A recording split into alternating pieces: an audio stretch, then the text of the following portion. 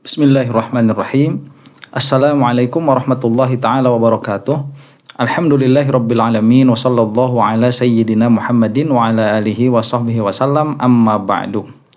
Kali ini kita akan membedah lagi perkataannya Kiai Said Akil, yang mana beliau itu sudah malang melintang di dunia kekiaian, di dunia ke-NU-an, dan sudah tidak usah diragukan lagi. Dan saya pernah membahas hal itu, saya sudah mengatakannya berkali-kali.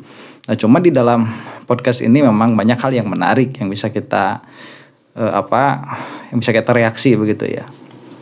Nah, ini di antara perkataan Kiai Said itu di akhir podcastnya yang mengatakan bahwa barang siapa yang mempermainkan NU ini akan akan mendapatkan balasan lah begitu. Dan kita akan lihat dulu ya bagaimana podcastnya. Tapi ada juga yang menuding waktu Pak Kiai sebagai ketua umum itu malah mesranya dengan kekuasaan juga agak kental. Enggak juga dong. Enggak juga ya? Beberapa kritikan juga. Kok yang mana yang periode mana? Periode siapa? Periode ya mungkin periode kedua kali ya. Enggak, presiden siapa? Pak Jokowi? Ya enggak juga dong. Enggak malah kayak. Enggak dong, saya kritik. Malah di Lampung ceritanya boleh nggak kita dapat kebocoran dikit lagi ya? Sebentar, ini ketawa dua orang yang tahu permasalahan, kita nggak tahu. Walhasil Pak Jokowi tidak senang saya kalau saya ingin terpilih lagi di NU. Maka di Lampung semua itu diatur sehingga saya harus kalah. Nah, saya tidak sebesar Gus Dur. Gus Dur waktu muktamar Cipasung tahun 94 juga digitukan oleh Pak Harto. Jangan Gus Dur, jangan sampai Gus Dur jadi. Dengan segala kekuatan, segala saran. Ketika pembukaan naik di panggung, mukul beduk, Pak Harto beduk, Gus Dur nggak dipersilahkan ikut naik. Ketika selesai pembukaan, minum teh di tempat istirahat, Gus Dur mau bergabung nggak boleh. Koran yang mendukung Gus Dur tidak boleh masuk ke Tasikmalaya, Kompas contohnya. Tapi yang mencilakan Gus Dur masuk, Pelita waktu itu. Nah, sampai segitunya lah. Walhasil dengan segala kekuatan, ancaman dan tekanan. Tapi Gus Dur kuat, tetap menang. Saya tidak sehebat Gus Dur. Dan kemudian kalah. Ya nggak apa-apa. Itu catatan orang yang mempermainkan Nahdlatul Ulama. Insya Allah ada balasannya. Insya Allah, saya yakin itu. Ya, tapi ini nggak logis sih, bukan perkataan yang logis, bukan. Tapi orang yang mempermainkan Nahdlatul Ulama, Allah tidak akan membiarkan. Nah itu ya, jadi bahasanya itu orang yang mempermainkan Nahdlatul Ulama, Allah tidak akan membiarkan. Ini sebetulnya ada perkara yang saya ingat begitu, yaitu mengenai terpilihnya yang bersangkutan, yaitu Kiai Said Akil tatkala jadi ketua umum tahun 2015. Itu kan lagi aneh-anehnya NU tuh ya. Jadi rame ada NU garis lurus, jadi rame ada NU garis lucu begitu. Yang mana di situ ingat saya itu rame-ramenya si Abu Janda juga. Orang seperti itu kok bisa masuk ke NU. Nah, jadi kita lihat konteksnya dulu ya dari apa yang sudah dibicarakan tadi, bahwa Kiai Said beliau itu menolak apabila dikatakan kental sekali kedekatannya dengan Pak Jokowi. Nah, apakah ini kenyataannya demikian atau tidak? Apakah kita bisa menilai atau tidak begitu ya sebetulnya? Saya rasa kita akan bisa sedikit menilai apakah perkataan Kiai Said ini sesuai dengan kenyataan atau tidak, bahwa beliau itu dekat dengan Pak Jokowi. Cuman ya beliau itu termasuk orang yang dikecewakan, karena menurut pernyataan beliau bahwa beliau itu tidak terpilih kembali menjadi ketua NU itu karena Pak Jokowi tidak suka. Itu adalah klaimnya begitu ya, klaimnya siapa? Kiai Said. Dan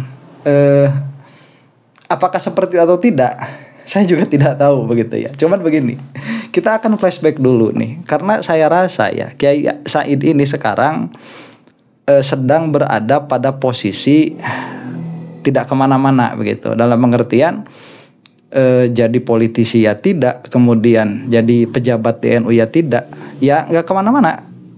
Siapa? Kiai Said ini yang akhirnya tapi mencoba masuk begitu ya. Yang paling aktual, beliau ini mencoba masuk ke kisruhnya PIK 2. Dan beliau ini, Yai Said ini termasuk salah satu yang mendukung dengan memakai banyak sekali alasan syar'i yang menurut saya itu terlalu dipaksakan begitu. Nah, jadi tidak berlebihan begitu ya. Kalau saya katakan ya, Yai Said sekarang ini mirip sama Pak Amin Rais. Jadi dalam keadaan apa ya bahasanya itu, gelandangan politik begitu. Nah, apakah ini gara-gara apa yang dikatakan oleh Yai Said di akhir tadi, bahwa barang siapa yang mempermainkan NU maka Allah tidak akan membiarkan. Nah, ini kata beliau meskipun pernyataannya tidak logis, tetapi ya itu adalah kepercayaan beliau. Kalau menurut saya sih ya logis. Cuman ya apakah benar atau tidak, ya saya rasa juga benar. Karena NU itu wadah bagi Ahlussunnah wal Jamaah. Nah, kita akan flashback dulu ya ke zaman dahulu begitu, 9 tahun yang lalu. Karena pada saat itu saya ini baru awal-awalnya mau mengenal NU. Jadi belum tahu NU sama sekali. Yang mana saat itu sedang muktamar, hampir bareng tuh muktamar NU dan muktamar Muhammadiyah. Saya masih Muhammadiyah saat itu. Nah, ini memang saat itu ribut sekali, dan yang meributkannya itu dari mana? Ramai sekali saat itu. Nah, dalam pengertian bahwa saya menjadi ingat saat itu banyak juga ya setelah Yai Said Siroj ini terpilih menjadi ketua NU, banyak sekali pesantren-pesantren yang akhirnya memutuskan hubungannya dengan Nahdlatul Ulama, dalam pengertian tidak mau ikut kepada NU secara struktural begitu. Nah, kita akan flashback sedikit. Ini ada videonya dulu ya. Ini pembukaannya dulu. Pembukaannya oleh siapa? Oleh Pak Jokowi. Yang mana tadi dinafikan oleh Yai Said bahwa beliau itu dekat dengan Pak Jokowi. Presiden Joko Widodo mendapat sambutan hangat peserta dan juga tamu dalam pembukaan Muktamar NU ke-33 yang berlangsung di Jombang, Jawa Timur. Sebelum membuka Muktamar NU, Presiden Jokowi membaca sholawat di awal sambutannya. Muktamar akan berlangsung tanggal hingga 5 Agustus 2015. Kita berikan aplaus sekali lagi, selamat dan sukses untuk peresmian pembukaan Muktamar ke-33 Nahdlatul Ulama, meneguhkan Islam Nusantara untuk peradaban Indonesia dan dunia. Oke, itu videonya ya. Jadi jelas yang membukanya itu Pak Jokowi, dan Pak Jokowi itu memberikan sambutan yang sebetulnya menarik juga untuk dibahas, tapi kalau dibahas sekarang akan terlalu lama begitu ya. Nah, kemudian setelah dibuka ya, kita akan melihat kisruh. Ini kisruh muktamar ya. Sebelum masuk. Jadi saat itu orang-orang mau masuk ke ke gelanggang muktamar itu dihalangi begitu. Apa maksudnya? Maksudnya itu ya saya tidak tahu, cuman kalau secara secara kita katakanlah karena ini politik dalam organisasi begitu ya, itu untuk menjegal suara-suara begitu supaya bisa dikondisikan. Kita lihat ini kerusuhannya.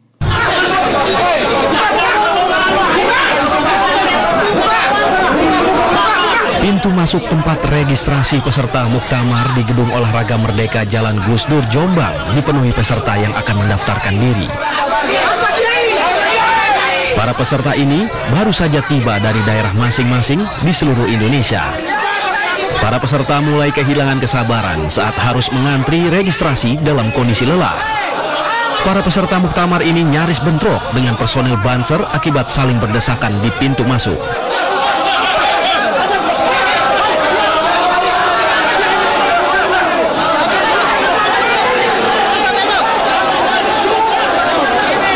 Kericuhan dipicu ketika seorang anggota Banser menarik seorang kiai yang tengah antri registrasi.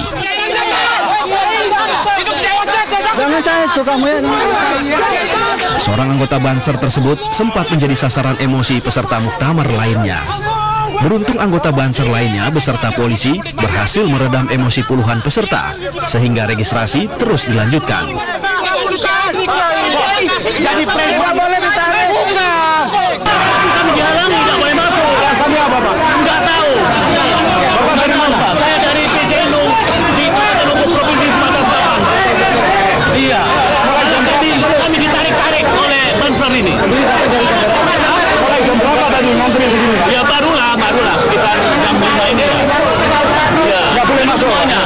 boleh masuk. Malah anak-anak Banser kok berani-berani dengan rombongan kiai. Kami berjuang untuk umat ini. Setibanya di Jombang, para peserta harus mendaftarkan diri di tempat ini. Setelah resmi menjadi peserta muktamar, peserta akan diantar ke pondok pesantren yang menjadi tempat tinggal selama muktamar. Muktamar sendiri akan dibuka secara resmi oleh Presiden Joko Widodo pada Sabtu malam. Dari Jombang, Jawa Timur, Umar. Nah, itu ya tadi. Berarti ini kejadian kan sebelum nih. Pak Jokowi terus kemudian membuka. Nah, sebelumnya sempat risu. Para kiai tidak bisa masuk. Kemudian, apa yang terjadi setelah itu? Yang terjadi setelah itu, sebentar ya. Yang terjadi setelah itu, ini ada dugaan politik uang di muktamar saat itu, dan siapa akhirnya nanti yang tampil untuk menepi sangkaan itu? Kita lihat dulu ya. Dugaan politik uang berhembus dalam Muktamar Nahdlatul Ulama ke-33 di Jombang, Jawa Timur. Sementara sidang pleno pembahasan tata tertib Muktamar NU akhirnya menemukan titik temu. Persaingan calon Ketua Umum Nahdlatul Ulama periode 2015-2020 kian sengit. Nama-nama yang meramaikan bursa pencalonan pun semakin mengerucut.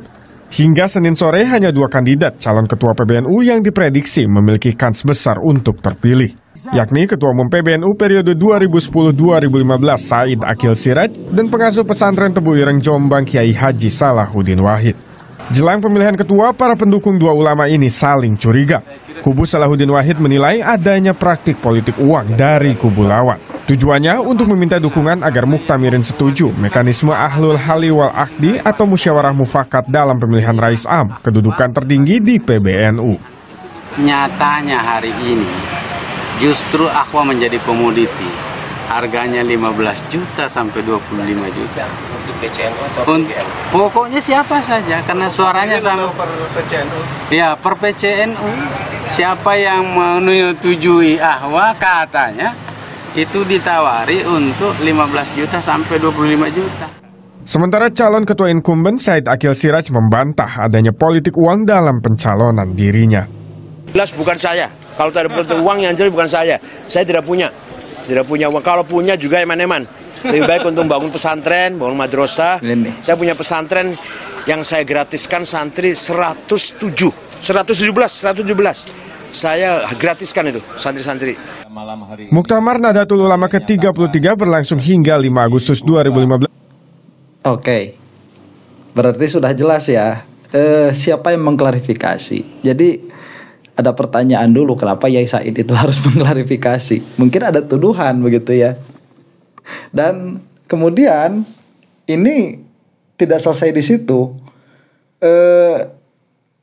Di dalam sidang itu juga pernah ribut lagi. Usai sidang pleno dibuka, sejumlah interupsi datang dari peserta muktamar atau muktamirin. Aksi protes memuncak saat pimpinan sidang membahas metode pemilihan Rois Am atau Dewan Penasehat. Metode Ahlul Hal wal Aqdi atau Ahwa juga menuai protes. Hal ini menyebabkan peserta terpecah dua, baik yang mendukung dan menolak. Puncaknya, salah seorang peserta terpaksa dikeluarkan dari forum. Situasi kian memanas hingga berujung keributan. Ratusan banser yang mengamankan sidang langsung menghalau para peserta yang merangsek ke pimpinan sidang. Situasi ini memaksa pimpinan sidang menskorsi pleno hingga waktu yang tak ditentukan. Ya, ditunda. Masalahnya apa? Mau kita laporkan penanggung jawab muktamar. Sampai kapan ini akan ditunda? Nanti kita lihat lah. Mengantisipasi hal yang tak diinginkan, pimpinan sidang langsung dievakuasi. Sementara itu, sejumlah peserta muktamar mengaku kecewa atas keributan tersebut. Tapi yang kita sesalkan adalah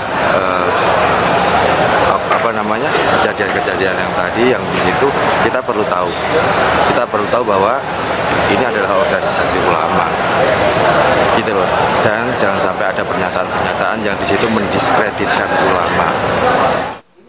Sebelumnya, penetapan pimpinan sidang pun sempat berlangsung alot. Sidang sempat diskor selama 4 jam. Sidang pleno Muktamar NU ke-33 yang digelar di alun-alun Jombang, Jawa Timur ini dihadiri 3.500 muktamirin. Mereka merupakan perwakilan 34 PWNU dan lebih dari 500 PCNU di seluruh tanah air. Selain memutuskan rekomendasi dan sikap NU ke depan, Muktamar ini juga akan memilih Ketua Umum PBNU dan Rois Am, atau Dewan Penasehat untuk 5 tahun ke depan. Sejumlah nama digadang-gadang menjadi Ketua Umum PBNU yang baru. Di antaranya Gus Solah, adik kandung Presiden RI keempat Abdurrahman Wahid, serta Ketua Umum PBNU petahana yang kembali mencalonkan diri, Said Akil Siraj. Tim Liputan melaporkan untuk NET. Oke. TV-nya udah nggak ada sekarang ya. Nah itu. Jadi kericuhan sebelumnya terjadi, sebelum pembukaan, setelahnya juga terjadi lagi. Dan di dalam muktamar terjadi yang mana sebelumnya sudah ada ramai-ramai politik uang begitu. Dan akhirnya yang menang siapa? Ini. Dan sementara itu pemirsa, Muktamar NU ke-33 di Jombang, Jawa Timur telah menunjuk Kiai Haji Said Akil Siraj sebagai Ketua Umum Pengurus Besar Nahdlatul Ulama. Said Akil Siraj akan memegang tampuk kepemimpinan Nahdlatul Ulama untuk 5 tahun ke depan. Pemilihan pun dilakukan 1 putaran.